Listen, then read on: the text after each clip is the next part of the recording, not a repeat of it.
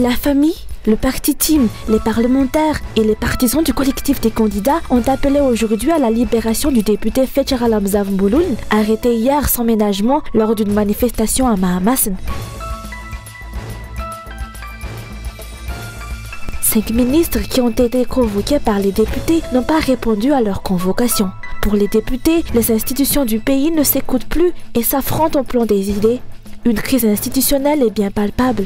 Les députés interprètent le comportement de ces ministres comme un mépris envers le peuple malgache.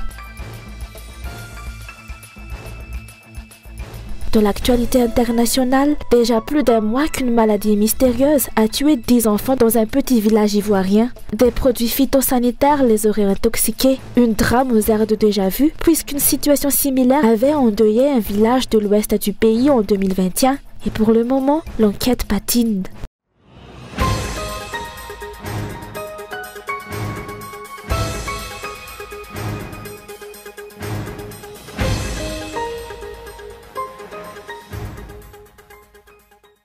Le député Fetchar Al-Hamza Mbouloul doit être libéré sans délai car son arrestation est illégale. C'est ce qui ressort de la déclaration conjointe de ce matin faite par sa famille, ses proches et partisans du collectif des candidats du 5e arrondissement. L'arrestation de ce député a été faite sans la moindre considération des droits humains, d'après les explications.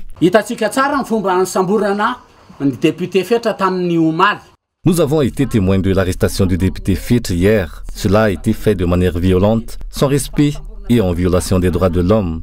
Il a été traité de la même manière qu'un animal. C'est une situation que nous blâmons. Nous demandons sa libération immédiate et sans délai. Des rumeurs circulent sur les réseaux sociaux sur sa libération. C'est faux. À l'heure où l'on parle, le député Fetchar Al-Hamza Mbouloul est toujours détenu à Fiadanan. Cette situation témoigne de la dictature qui essaie de régner dans notre pays. Nous nous battons contre cette dictature. Selon les explications, le processus électoral actuel est truqué d'avance. Le forcing de ces élections n'est pas du tout tolérable.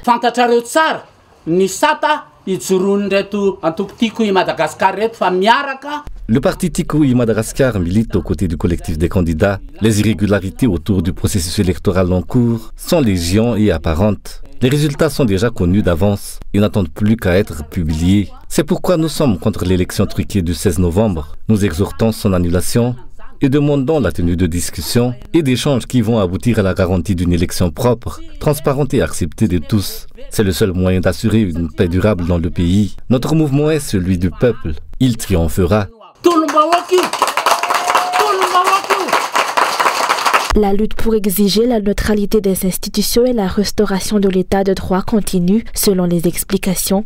Les partisans de l'ancien président Marc Ravalomanana ont manifesté cet après-midi pour demander la libération immédiate du député Fetchar Al-Hamza Mbouloul.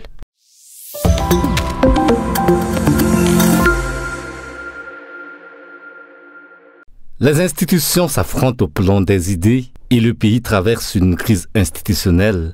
Les députés de la Commission défense et de la Commission d'évaluation des politiques publiques l'ont déclaré ce jour. Ces députés ont envoyé une convocation à 5 ministres qui n'ont pas répondu à la convocation qui leur a été envoyée. Il s'agit du ministre de la Sécurité publique, du ministre de la Défense nationale, du ministre de la Justice, du ministre de l'Intérieur et du secrétaire d'État à la gendarmerie. Ces responsables ont été sollicités pour apporter des éclaircissements au niveau de l'Assemblée nationale concernant le déroulement du maintien de l'ordre dans le contexte qui prévaut.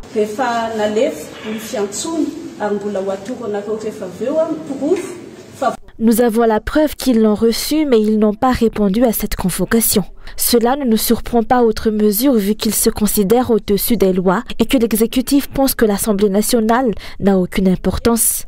Mais au-delà de nous, c'est le peuple qu'ils méprisent, vu que nous sommes les députés de Madagascar. C'est le peuple dont nous défendons les aspirations qu'ils méprisent en ne répondant pas à la convocation que nous leur avons respectueusement adressée et en toute légalité. Ceci est la preuve que les institutions ne s'écoutent plus dans le pays. Nous sommes dans une crise institutionnelle car les institutions du pays s'affrontent au plan des idées.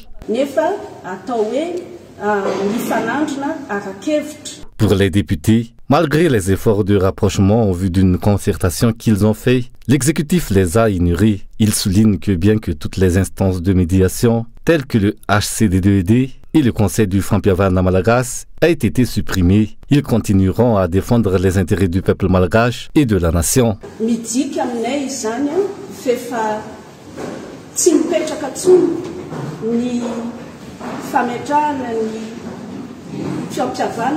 Cela signifie pour nous que les bases pour le Fiavanana la malgache n'existent plus, que le respect des bases d'un état de droit ne sont plus.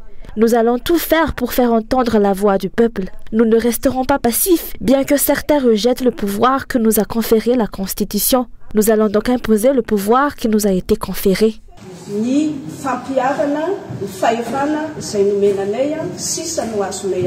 Les députés soulignent que soutenant les exigences du collectif des candidats, ils vont tout faire pour que le peuple ait le dernier mot.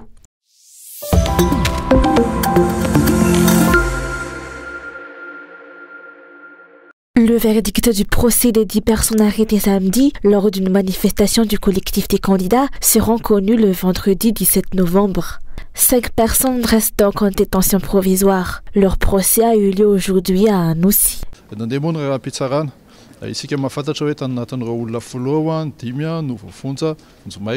Parmi les 10 personnes appréhendées, 5 ont été mises en liberté provisoire et 5 ont été mises en détention provisoire. Ces personnes sont accusées d'attroupement illicite et de violence et voient de fait sur les forces de l'ordre. Or, à l'analyse du dossier, aucun témoin, aucune plainte n'existe concernant ce motif d'inculpation. La Cour s'est retirée, puis est revenue pour annoncer la date du verdict, ce qui est un peu inhabituel pour nous, avocats.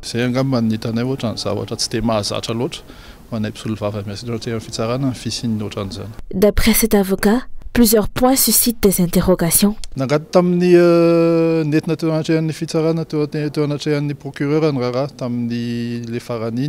L'affaire a été portée devant le procureur la fois précédente et 5 personnes ont obtenu la liberté provisoire, tandis que 5 autres ont été emprisonnés à Antamour. Aujourd'hui, nous avons réitéré notre demande de liberté provisoire pour les 5 autres personnes, mais le tribunal a rejeté notre demande. Ces personnes ont été arrêtées à Antanand, à Beorik, à Tiastaff et à Antanmin.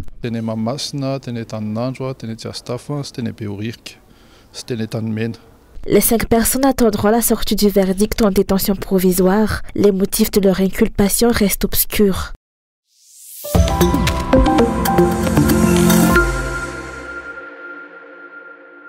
La plateforme de médiation initiée par la présidente de l'Assemblée nationale et les chefs spiritueux du FFKM appelle à la suspension et la révision du processus électoral en cours.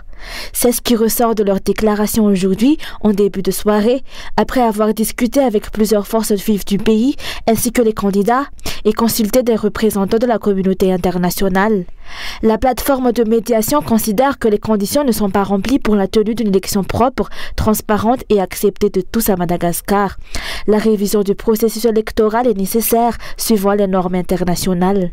De plus, la plateforme appelle également à l'arrêt de la campagne électorale en cours, ainsi que toute forme de manifestation afin de garantir la paix et l'ordre public, propice aux discussions nécessaires pour trouver une solution à la situation politique actuelle. Toutes les forces vives du pays sont par ailleurs conviées à participer à une grande table ronde demain 10 novembre à 9 h à l'Assemblée nationale de Simazaz avec la plateforme de médiation.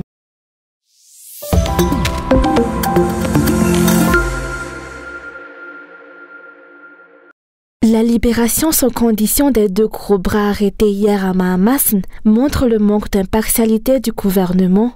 D'après les analystes politiques, cette situation est la preuve que le gouvernement actuel ne respecte pas la loi.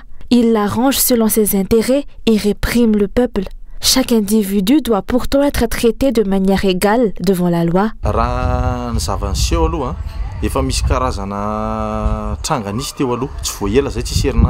Il y a eu des arrestations samedi dernier lors des échauffourées. Les personnes appréhendées ont été présentées au tribunal. Cependant, hier, les 2 gros bras ont été libérés sans que la loi ait été appliquée. La responsabilité de les libérer incombe à la justice conformément à la loi, pas à ceux qui les ont arrêtés. Cela démontre un manque d'impartialité du gouvernement et entraînera des rancœurs parmi les citoyens, ce qui va amoindrir leur confiance en la justice. La politique des dirigeants actuels vise à protéger les membres du gouvernement. Cependant, la loi devrait être appliquée de manière égale pour tous. La ministre de la Justice devrait surveiller attentivement cette situation et prendre les mesures nécessaires pour garantir l'égalité de tous devant la loi et la justice. Des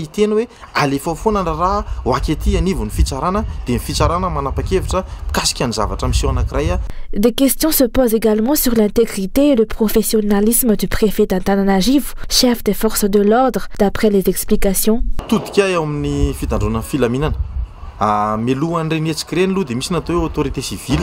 En ce qui concerne les forces de l'ordre, avant leur intervention, le préfet d'Antananarivo, en tant qu'autorité civile, devrait faire des sommations. Monsieur le préfet n'a jamais été vu sur le terrain jusqu'à présent. Il n'a été vu que samedi soir, après les échauffourées, en tant que sortant de l'ENAM. Ce dernier connaît pourtant les lois en vigueur en matière d'ordre public. L'officier supérieur de la gendarmerie et le préfet de police d'Antananarivo. Les processus de rétablissement de l'ordre public doivent vous être respectés.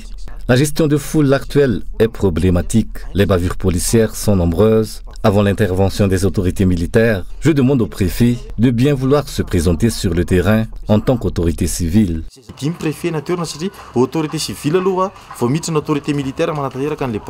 Les hommes politiques, les diverses organisations et sociétés civiles, ainsi que les citoyens sont aujourd'hui conscients des violations de la loi faites par le gouvernement actuel et déplorent la disparition de l'état de droit à Madagascar.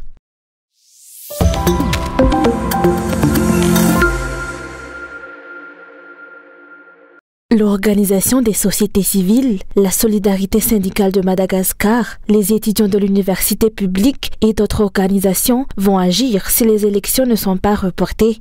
C'est ce qu'ils ont déclaré dans une déclaration conjointe aujourd'hui. Selon les explications, 9 points motivent la nécessité de ce report.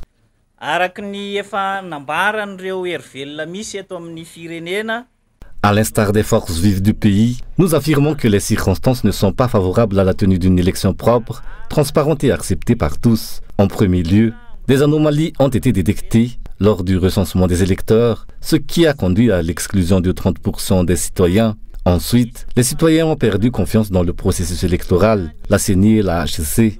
Troisièmement, la violation des principes de l'état de droit. Quatrièmement, la désignation d'un gouvernement collégial par la HCC est illégale. Cinquièmement, la tenue d'une réunion extraordinaire du Sénat qui a conduit à la destitution de l'ancien président et à la désignation illégale d'un nouveau président. Sixièmement, le report de seulement une semaine des élections. Septièmement, la violation des droits à la liberté d'expression et de manifestation suivie de répression. Enfin et surtout, les citoyens n'ont pas eu une véritable période de campagne électorale.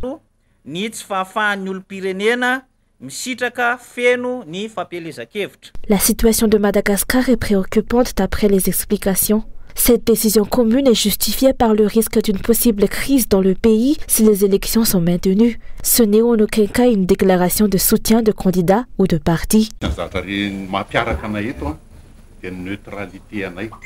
Nous restons neutres. Nous ne nous préoccupons pas de la personne qui sera élue. Les intérêts du pays sont notre seule préoccupation. Pour cette raison, nous nous sommes unis. Les sociétés civiles ne disposent ni d'argent, ni d'influence politique, ni d'armes. Notre union est consciente de l'urgence de la situation, bien que nous ne puissions pas encore dire ce que nous comptons faire.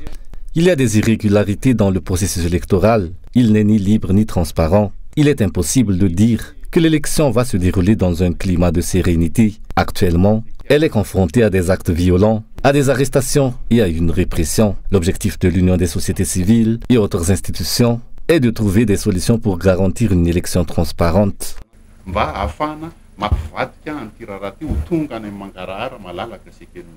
Ces organisations vont prendre des dispositions afin de faire reporter ces élections jusqu'à la tenue de discussions pour trouver des solutions à la situation politique actuelle.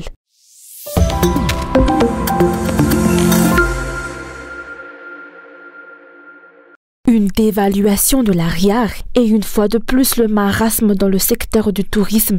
Ce sont les prévisions des professionnels du tourisme après l'annonce de la suspension des vols internationaux de Madagascar-Airlines.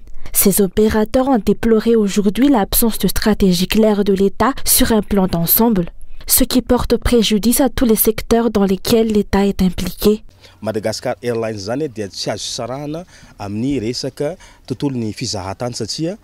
Madagascar Airlines est indissociable du secteur du tourisme à Madagascar. Les touristes ne peuvent pas venir à Madagascar sur une pirogue, même si c'est une île. Ils ne peuvent s'y rendre que soit en bateau, soit en avion. Il est rare que l'on accueille des bateaux de touristes. Or, notre flotte d'avions est limitée et la suspension des vols de Madagascar Airlines ne peut qu'aggraver la situation du secteur touristique qui ne fait que commencer à se relever de la pandémie de Covid-19. Les pertes de la compagnie nationale s'élèvent à 2,8 millions de dollars par mois. L'État doit trouver une solution au plus vite pour ne pas mettre à mal le secteur du tourisme. Pour cet opérateur touristique, les pertes que subit actuellement Madagascar Airlines sont une preuve de la mauvaise gestion de l'équipe d'Andry Rajoelina.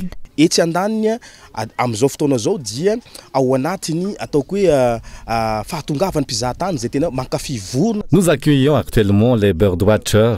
Les touristes intéressés par l'ornithologie, ils viennent à Madagascar d'octobre à décembre pour observer les 130 espèces d'oiseaux endémiques du pays. C'est une opportunité touristique pour nous. Ces 5 années du régime Rajoelina, la compagnie aérienne nationale a eu des problèmes de gestion. Au début de son mandat, le président avait fait le challenge de relever toutes les sociétés d'État. Nous sommes à la fin de son mandat et le refrain est resté le même. Par exemple, le problème des délestages de l'eau et de la compagnie aérienne nationale n'a pas été résolu. Cela veut tout simplement dire qu'il n'existe aucune politique clairement définie pour redresser les sociétés d'État qui doivent être notre fierté dans l'océan Indien, mais aussi dans le pays.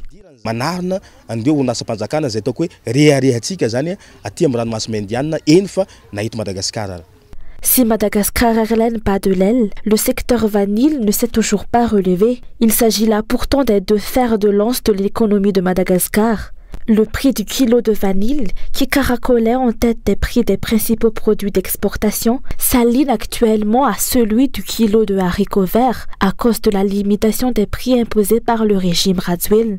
Le marasme de ces deux secteurs, pour ne citer qu'eux, est une jauge permettant de mesurer l'implication de l'équipe de Rajoelina dans la destruction des différents secteurs de l'économie.